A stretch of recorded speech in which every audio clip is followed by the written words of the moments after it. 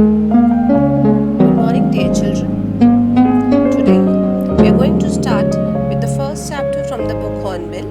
The title of the chapter is The Portrait of a Lady, written by Khushwant Singh, a well-known Indian author who has unfolded his immortal relation with his grandmother in this account written by him. So this is what he has described through the story.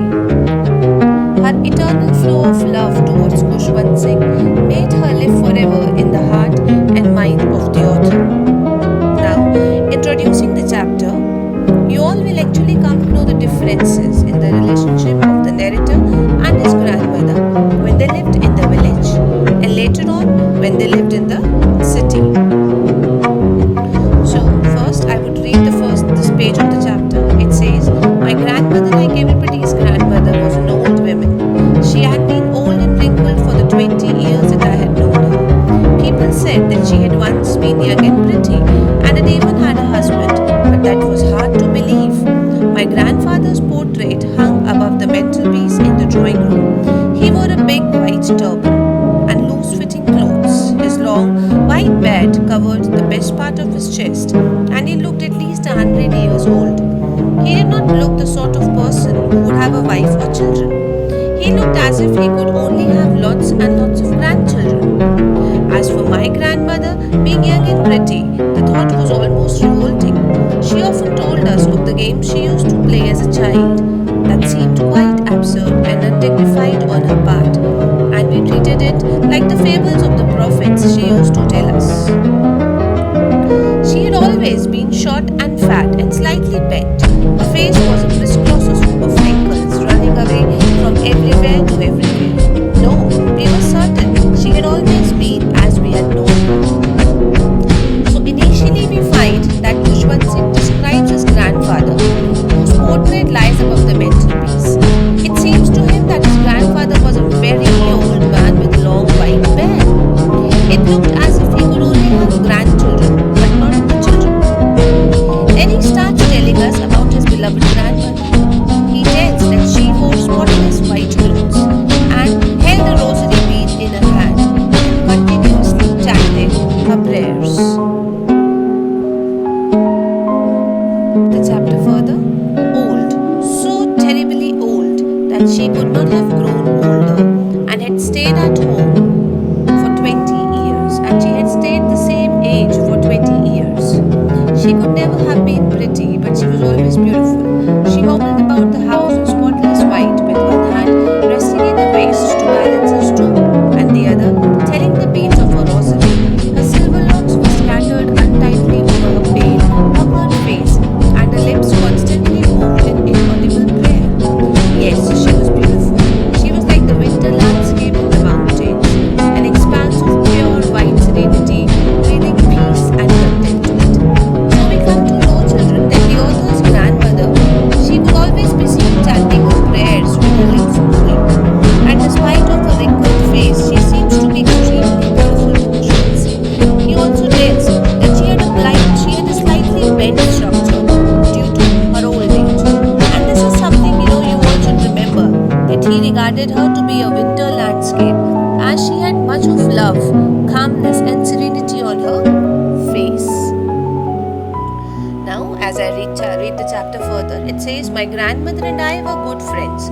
My parents left me with her when they went to live in the city, and we were constantly together. She used to wake me up in the morning and get me ready for school. She said her morning prayer in a monotonous sing-song while she bathed and dressed me in the hope that I would listen and get to know it by heart. I listened because I loved her voice, but never bothered to learn it. Then she would fetch my wooden slate, which she had already washed and plastered with yellow chalk, a tiny earthen ink pot and a red pen, tie them all in a bundle and hand it to me. After a breakfast of a thick stale chapati with little butter and sugar spread on it, we went to school. She carried several stale chapatis with her for the village dogs.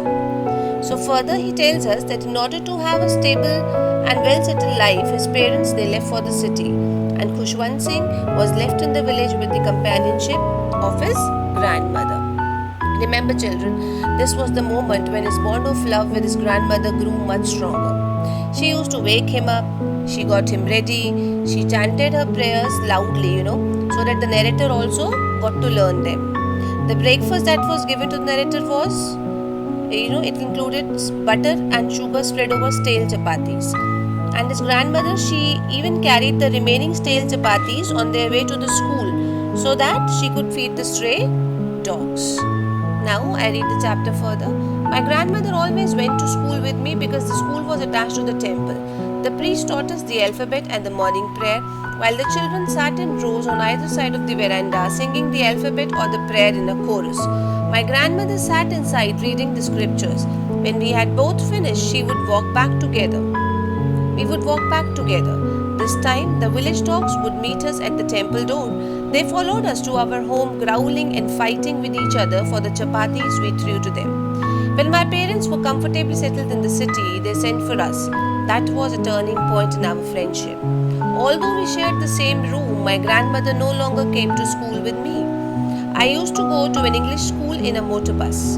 There were no dogs in the streets, and she took to feeding sparrows in the courtyard. As the years rolled by, we saw less of each other.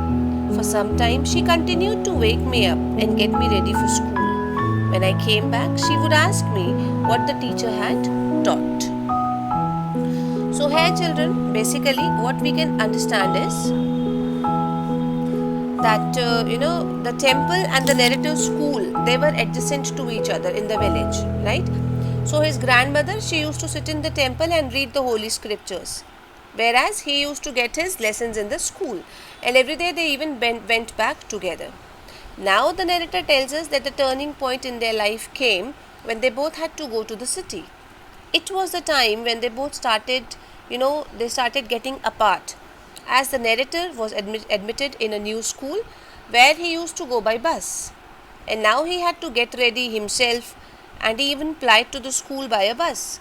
So his day-to-day interaction with his grandmother, it kept on reducing due to the new circumstances, right?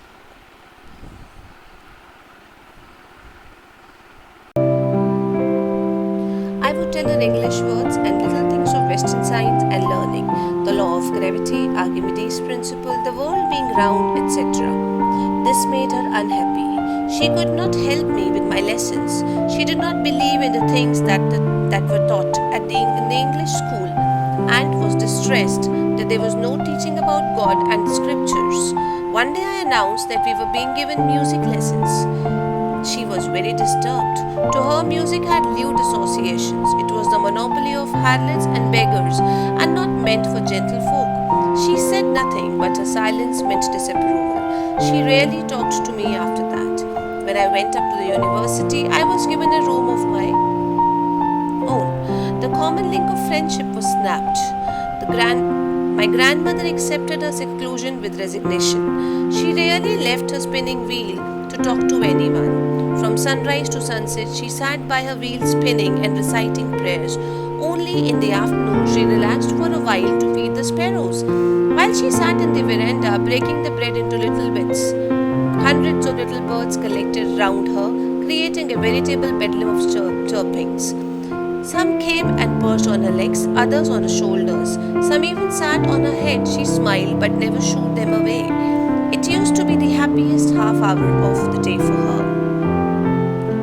So, children, as we come to know that the narrator tells us about the turning point in his life, right, when they went to the city, and then his day-to-day interactions also, they kept on reducing due to the new situations of their life. Then once he informed his grandmother about science, art, music, all being taught to him in the new school, and on hearing this, the grandmother, she became a bit upset, as she regarded dance and music to be a trait of the underprivileged. Okay, so hence, as the days passed by, Khushwant Singh, he hardly discussed his school details with his grandmother because he understood that she strictly disliked them. And now for you all to remember, children, that the second turning point came in the narrator's life when he was given a separate room on reaching the university level. So his grandmother, she accepted her resignation with seclusion. That means she did not express her feelings at all in front of the narrator. But now the common link between the two, that was their common room, it had also got broken. And she simply, she remained quiet. The favorite time of the day for her was during the afternoon when she used to feed the birds which came in their veranda. The sparrows, they even sat on her, but she enjoyed it the most. And this was the happiest hour of the day for her. So you must remember this part of the chapter, children.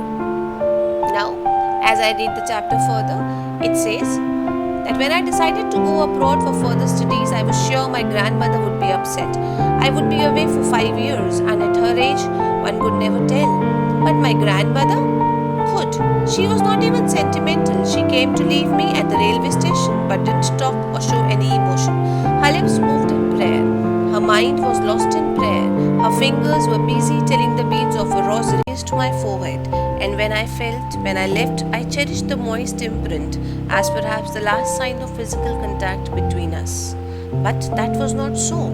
After 5 years, I came back home and was met by her at the station. She did not look a day older. She still had no time for words, and while she clasped me in her arms, I could hear her reciting her prayers. Even on the first day of my arrival, her happiest moments were with her sparrows, whom she fed longer and with frivolous rebuks.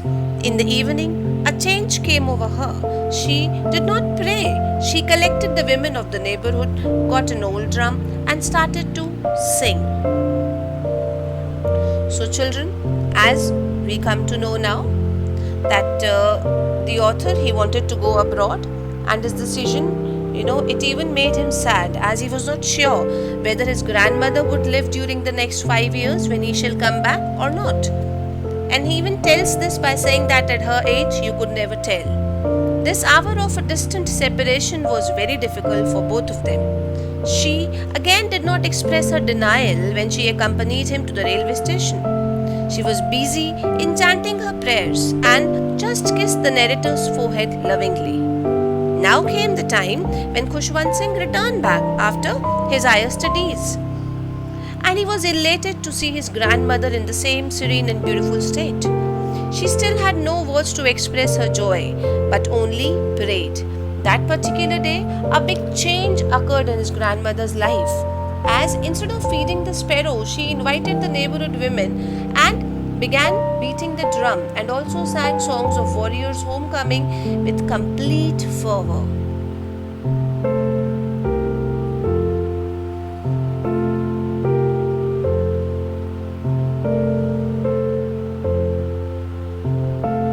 Of the dilapidated drum and sang of the homecoming of warriors. We had to persuade her to stop to avoid overstraining. That was the first time since I had known her that she didn't pray.